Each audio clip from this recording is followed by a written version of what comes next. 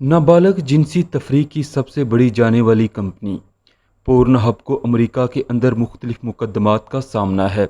इब्तदाई तौर पर 34 खवातीन ने फहश फिल्मों की कंपनी पोर्न हब के खिलाफ कानूनी कार्रवाई में हिस्सा लिया है। मुतासरा खवातीन ने दावा किया है कि इनकी वीडियोज़ गैर कानूनी तरीके से हासिल की गई हैं, जिसे पोर्न हब वेबसाइट ने खवातीन की रजामंदी और इजाज़त के बगैर वेबसाइट पर अपलोड किया है, जो कि गैर कानूनी है। मुकदमे की फरीक एक खातून सरीना फ्लाइट्स ने दरख्वास्त में मौक़िफ़ अपनाया है कि 13 बरस की उम्र में उनके बॉयफ्रेंड ने सरीना का जिनसी इस्तेहसाल किया था, जिसकी वीडियो बनाकर उनके बॉयफ्रेंड ने पोर्न हब को फ़रोख्त कर दी।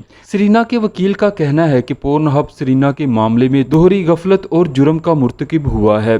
पोर्न हब की इंतज़ामिया ने अव्वल तो गैर कानूनी तरीके से सरीना की वीडियो खरीदी और फिर इस वीडियो को उनकी रजामंदी के बगैर अपलोड भी कर दिया। अदालत के अंदर 14 खवातीन ने इल्ज़ाम आयद किया है। इनकी वीडियोज़ उस वक्त फिल्माई गई जब वो नाबालिग थीं और उस वक्त वो बैनुल-अक़वामी बच्चों की जिनसी स्मगलिंग का शिकार हुई थीं। एक खातून के वकील ने टीवी CBS को इंटरव्यू देते हुए बताया कि उन्होंने मशहूर कंपनी माइंड गेग को भी फरीक बनाया है।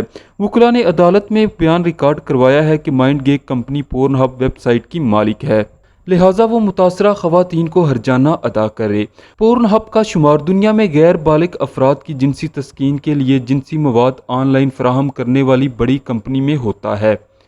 याद रहे कि पोर्न इंडस्ट्री का ये कोई पहला स्कैंडल नहीं है।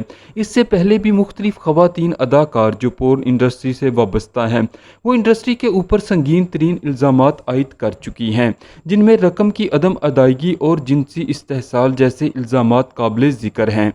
जबकि दूसरी तरफ मशहूर पोर्न स्टार मियां खलीफा भी पोर्न इंडस्ट्री पर संगीन तरीन इल्ज़ामात आयद करने के बाद पोर्न इंडस्ट्री को खैर आबाद कह चुकी हैं।